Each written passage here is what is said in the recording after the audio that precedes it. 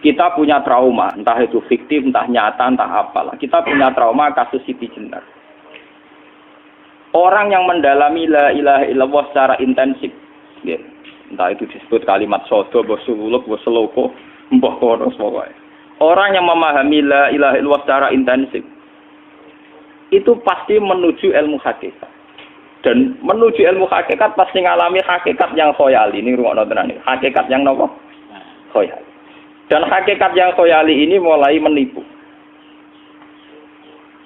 Ya, kalau sudah begitu ruwet. Misalnya ngeten nggih. Ketika kula maca nggih diskusi ini utai perdebatannya kali jago mbek Siti Jenar. Saat itu ada Sunan Bonang juga. Kamu sujud pakai apa kali jaga? Ya pakai jasad. Dari Siti Jenar. Daging kamu itu hanya onggokan daging. Nanti itu jadi bangkai. Dan setelah jadi bangkai itu habis. Kamu nanti ditulis Tuhan tidak termasuk yang sujud. Kebuat yang mbok sujud itu bentek. Mikir kan juga. Rugi ke sujud be bathuk be tangan. Jasad tem sampean iku entek. Ora ana sing crita kowe nak sujud mergo jasad itu mbok sampean dadi bang. Lah nek ngono sujud ning hakikat ora usah bathuk, ora usah tangan, ora usah sikil, yo rohem iku lho kon sujud be pangeran. Nak sujud be fisik ku rugi wong fisik sampean. Mikir kali. Wong bolak-balik kali Joko mantan wali preman terus jadi debat pusing.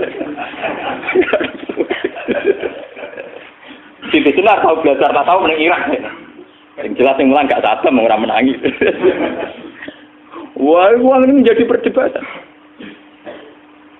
Sehingga keyakinannya kayak Siti Jenar, la ilaha illallah itu ya wahdatul wujud itu, innalillahi wa inna ilaihi. Selama ini kalau orang syariat misalnya, orang syariat itu kalau ada orang mati, misalnya Kak Ruhin mati, ini aku kan muni innalillahi wa inna ilaihi raji'un, saiki Ruhin wis mati. Mati itu balik ning penge. Itu cara wong hakikat kan salah besar. Orang mati itu tidak ada, cara ilmu hakikat dan orang mati itu tidak ada. Roh ini tersiksa di alam fisik. Jadi ruh ini tersiksa di alam fisik. Karena ketemu ning jasate ruh. Tersiksa dulu. Akhirnya apa mangane kudu kerja piring Jepang tersiksa roh. Asal roti mau tersiksa. Misalnya kiai pemangan adalah kudu pidato 2 jam bareng tersiksa. Roh kenapa? Tersiksa. Mergo roh ora butuh mangan, ora butuh ngombe, tapi gara-gara melok fisik. Paham ya? Lho ini tenang kenapa rai ya bener. Lah kula boten. Sampeyan betul lho guru waras maksudnya nggih. Artinya waras secara akademik karena ada referensi, ada marojek, nggih. Waras secara hakikat. Kula niku umpama rasake sampeyan wis ilmu hakikat. Artinya saya juga ngalami ilmu hakikat. Lan ketika sing aran hikam, wong ora tau muka safar ora usah dadi ulama. Wis entah sekian detik ulama itu harus pernah muka safar. Biar merasakan ilmu napa? Ada. Tapi ilmu hakikat itu bisa dilogikakan sebelum sampean sampai secara musyahadah. Paling enggak bisa sampai secara logika. Manusia itu mulai Nabi Adam sampai sekarang itu kan punya roh. Dan roh itu tidak makhluk. Ya, roh itu tidak makhluk. Ketika roh itu diletakkan di jasad, dia itu tersiksa. Karena ketika dia ke jasad fisik, itu namanya mengalami keterpisahan dengan yang abadi. Dia ini yang jasad fisik, tersiksa. Karena dia harus di alam yang kasat mata, alam mulki. Tersiksa. Ketika dia tersiksa, semelok ruhin, akhirnya dia mangannya kangelan, akhirnya lesu, mangan. Padahal roh gak butuh mangan, perlu dicatat, roh gak butuh. Ya ora butuh gunung kidul barang kan ora butuh rabi. Paham kan? Ya ora butuh putus cinta, ora butuh pegatan, ora butuh macam-macam. Paham? Tapi karena dia nemplek jasad sing butuh mangan, butuh rabi, butuh wedoan macam-macam. Akhirnya roh tersiksa. Suatu saat kalau roh ini dalam bahasa manusia mati, ini dalam bahasa manusia mati. Ini hakikatnya roh itu tidak mati, dia kembali ke habitatnya. Ini disebut innalillah. Kita ini dari awal ya dengan Allah. Wa inna ilaihi juga kemudian nanti kita pasti kembali ke Allah. Dan itu diyakini betul oleh orang wahdatul wujud. Jadi kalau roh mati itu ya tidak ada mati. Terus sekarang itu kembali karena sudah lama mengalami keterpisahan mergo melok fisik-fisik dan ono kerja dasinan, ono nggo proposal ruwet to roh ku melok. Paham itu? Kita di roh ku napa melok ruwet. Lah roh ya tersiksa aku ora butuh mangan, ora butuh proposal kok ngalor. Itu tersiksa. Makanya dalam cerita-cerita Jalaluddin Rumi yang otentik di kitab-kitab begitu. Ketika ketika beliau mau meninggal muridnya itu nangis. Dari Jalaluddin Rumi, kamu jangan nangisi saya ini mau pesta perkawinan. Kamu tidak merasakan penyesalan saya ini lama menyesal karena harus hidup bersama kamu. Terus saya ini tersiksa karena ngalami alam yang rusak, yang fana. Alam yang fana. Harusnya roh saya itu di alam abadi, bukan di sini. Maka jangan tangisi kematian saya. Kematian saya adalah kembalinya roh ke habitatnya. Semenjak itu kematian dianggap malam perkawinan. Karena roh kembali. Walhasil nguniku seorang ilmu tasawuf bahasa Arab, jenenge wahdatul wujud, kena Jawa, Yogyakarta, Solo, Keadaan, jenenge manunggaling kawula. Mergo sing rawan ngono rugen, Pak. Nek iki tak terangno detail. Jadi batuk mesti iki buku sujud kan, itu sampeyan hilang. Jadi seksine serawat mau cara teorine sinten Siti? Rugi kowe. Bukan sedari ya gendo. Lah kali coba mantan preman jak debat terus kowe ora ngono mbok terus tak pateni kowe. Lah debat ini biar ra iso. Premane kumat. Biasa preman jak debat ilmi. Ngono ku model. Kali Joko yo ora salah. Dise Sayyidina Umar nggih ngoten. Umar sahabat top. Lah isih debat atau milih patenane ya Rasulullah. Gak iso dene ilmiah. Mantar preman pasar rukat terus jadi sahabat top. Debat yang milih mate. Ada wonten cerita wong Yahudi njaluk keputusan Nabi. Bareng wis diputusno Nabi cek mamang. Ndak tenang keputusane ngono dalam sengketa duniawi. Bariku takok ya Ali. Ya Ali, aku mau sowan ning Nabi Muhammad. Dikai keputusan Nabi mamang cara kowe pilih. Sampai Ali dikai keputusan persis kanjeng Nabi. Cek mamang meneh takok Umar. Takok Umar aku mau sing Muhammad, ning Ali dikai keputusan kok mamang, Mar.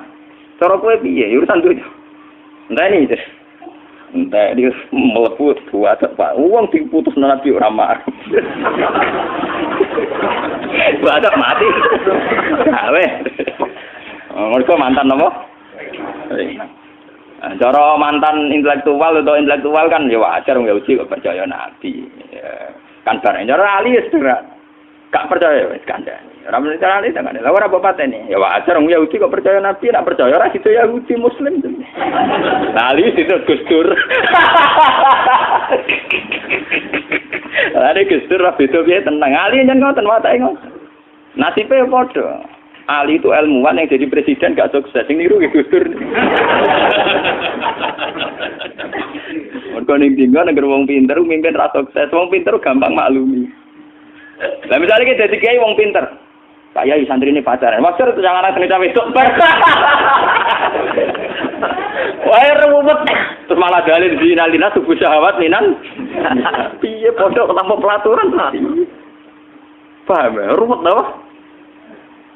Mana jogeman, dia pinter teman-teman itu jogeman. Sing biasa wae ana syariate sithik-sithik. Sing kamane ana santri pacaran tersinggung, ana santri nakal tersinggung. Sing ana rasane lha donya ana napa?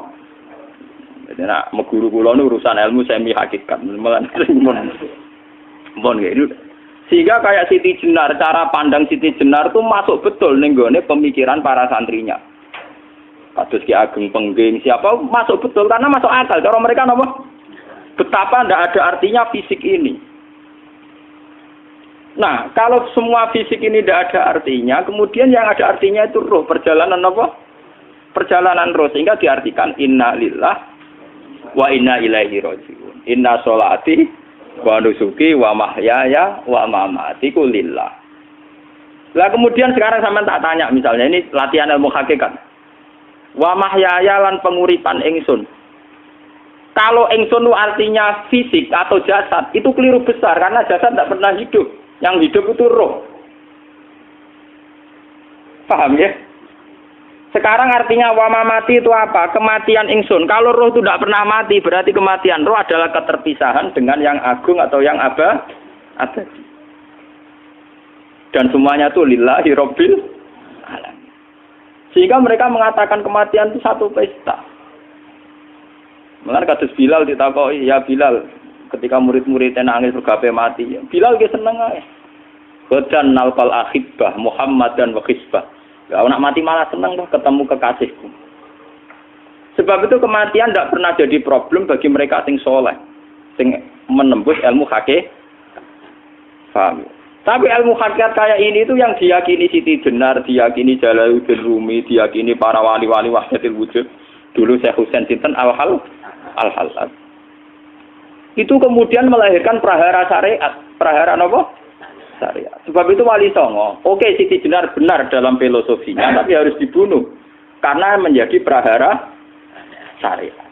Sama dengan yang dikatakan Nabi itu benar, tapi menjadi prahara syariat. Akhirnya disomasi oleh Umar radhiyallahu anhu. Jadi sebetulnya sama, pola-pola ceritanya sama. Intinya sebuah ilmu hakikat harus dikawal napa? Syariat. Nggih kula bolak-balik, contoh paling gampang wit pisang. Wong nak mangan gedang kulitnya tetap dibuang. Tapi umpama gedang dari awal ora usah kulit, terus itu dadi gedang. Paham nggih? Meskipun kon ape dipangan ya dibuang. Tapi kita tidak bisa membayangkan pisang dari awal tanpa napa? Mbah kekeringan, mbah bosok, mbah ora sida dadi napa? Pisang. Terus pentingnya syariat lagi begini, mulane penting ngaji wali-wali syariat sing pinter kados Sunan Kudus, kados Sunan Bonang. Andai kan tidak ada syariat itu dunia pun mesti rusak. Contoh paling gampang masalah pornografi, porno aksi. Jadi jenengan nek diomongi ngono ibu ngakak-ngakak deh. Dari pangeran wis pirsa, kowe nek klambi pangeran ora ora tentu ora ya ora usah klambenan. Wong ora ana gunane. Kalau yang paling penting itu nazarullah, kenapa kowe klambenan barang, wong kowe klambenan ora pangeran tetep pirsa. Nyatane di jenar nak mulang nggih coba klambenan lah intine napa? Dinya ada nabi Sunan Bonang. Nah kowe percaya kabeh nazarullah ora usah napa? Klambenan. Tetapi teori ra usah klambenan iki dinggo tenan. Mulane nek pas wiridan aliran sesat ciri utama. Kira klambenan tenan. Lah ruwet to. Lho iki tenan iki cerita. Iki pentingnya ngaji nggih. Ben sampean ngerti variasi riwayat kemudian kita orang syariat harus kayak apa, kemudian kenapa menjadi aliran wahdatil wujud. Lah terus kita-kita ini ya, kita-kita ini kan orang syariat. Memang kelemahan orang syariat itu akeh kok sampean-sampean siji mesti ra kramat. Modele ora di dhuwit bingung, ruwet. Urip wong syariat lho apa? Dineng bojo wedi, dineng tangga wedi, pengaruhe menurun. Pancen orang syariat itu banyak kriminal tauhidnya itu memang jelas. Mulane kiai-kiai fikih nek ketemu kiai-kiai sing setengah jadah wedi mergo iso nebak atine. Ndekne meriang langsung. Sing kiai ra tau salat keramat padahal ngambungan wong. Sing dina salat 4 waktu kok ora tau keramat. Wong ape buah utang tanggane iku keramat apane? Sing kono ngawar ngawur sowan pirang. Meriang mulai syariat ngadepi wong hakikat napa? Mulane jogeman gitu dadi wong syariat sing ngene iku bahaya. Nah kula mboten ngarah. Sampai dadi wong syariat sing ra keramat. Bahaya sekali itu bagi perjalanan agama. Kalau sering ketemu kiai-kiai yang terkenal keramat, terkenal keramat di Juwaduk tiang-tiang hakikat. Ditantang kanca-kanca kula wani, tantang aku tetep rawani kok. Mikir deh. Karena orang yang sama-sama ke jalur hakikat tetap punya alamat, tetap wonten simahum biwuji min asaris. Cara pandangnya mesti sama. Kalau nanti ketemu murid, ya artinya yang ikut aliran Siti Jenar, dia ada sholat, ada apa, hidup di satu tempat gitu. Padahal dia bisa baca ihya. Dulu pernah mondok di Mekah, pernah di Irak. Itu ya meresahkan para kiai. Kemudian sebagian mereka minta saya suruh ketemu. Ya walhasil kalau ketemu pertama gitu. Jenengan Gus Ba, tapi zaman Rasulullah itu pernah tak arani muka sapa. Nggih biasa mawon. Kula ora usah kenal jenengan nggih kenal. Dadi kula nggih biasa mawon. Lalu pernah ngajar ajaran saya Gus ning donya tak enteni mau turu ngenteni mati ngono Gus kok repot. Jawaban kula terus enak. Sampai ada wong hakikat wong ngenteni mati bareng. Ya mati wis saiki iku. Rasa ngenteni saiki padha-padha wis napa? Wis mati. Ya saiki wis padha-padha wis urip. Wis padha kabeh. Nah cara ilmu hakikat kan terus sama semua. Napa? Sama semua. Tadi makanya itu tadi. Kalau baleni malih logika hakikat itu begitu ya. Roh itu ditiupkan oleh Tuhan ke kita. Kemudian roh karena ikut alam fisik, alam jasad, roh ngalami yang kita alami. Nggih. Ketika roh ngalami yang kita alami dia tersiksa. Nah, ketika roh sudah terpisah dari jasad yang mengekang, yang memenjara ini, dia senang terus kembali ke Tuhan. Ini disebut inna lillahi wa inna ilaihi. Lah jasad ini kemudian menurut ilmu hakikat enggak ada gunanya sama sekali total. Hilang di telan tanah. Lah kalau begitu jasad iki nak mbok agul-agulan. Gusti bathuk kula tak nggo sujud tangan kula ndi buktine tanganem wis ra ono. Bathuk wis ora. Mulane dari Siti Jenar, hanya wali bodoh kayak kalian yang punya ajaran bodoh begitu. Malah rasupan terus. Mulane Sunan Kalijaga semangat kon mateni mergo tambah omongane glodro nduk ndi. Tapi yang enggak disadari Siti Jenar yaitu tadi. Inti dari ilmu hakikat itu kan tunduk sama kersane Tuhan. Kalau sudah tunduk pada kersane Tuhan, kalau kersane Tuhan roh kita harus di jasad. Dan wujud jasad kita ini juga karena kehendak Tuhan. Kenapa yang wujudnya jasad yang karena kehendak Tuhan engkau ingkari? Sementara wujudnya roh tidak kamu ingkari. Toh wujudnya jasad ya bi iradatillah wa bi masyiatillah. Wujudnya roh ya bi wujudit bi masyiatillah wa ira. Harusnya fungsi jasad juga harus kamu akui toh Siti Jenar. Wong sekarang kita punya jasad ya bukan karena kita, karena kehendak Allah. Kenapa kamu ingkari? Berarti kamu ingkari kehendak meneng Siti Jenar.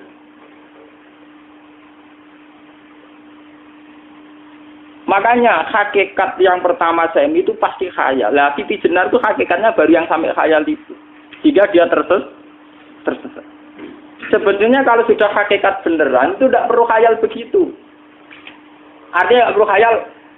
Jasad kita sing senajan ora ana gunane ini. Tetep piye wae wujudnya karena kehendak Allah. Juga kita harus terima. Apapun kekurangannya, apapun kenaifannya, ironisnya harus kita terima. Ini sebagai bentuk penerimaan kita pada masyiatil. Begitu juga keadaan roh kita sebagai penerimaan atas masyiatil. Meskipun ada teori-teori roh yang lebih valid. Lebih valid misalnya begini. Kanjeng Nabi itu suatu saat ininya terputus karena perang Uhud. Itu Kanjeng Nabi dia dolanan drijine ini. Napa cara niki napa jari jemari ini Nabi putus. Iki dolanan. Jadi Nabi sendiri kadang sering ngajarkan ilmu hakikat. Hal lagi illa usbun udmiyat wa fi sabilillahi ma la fi.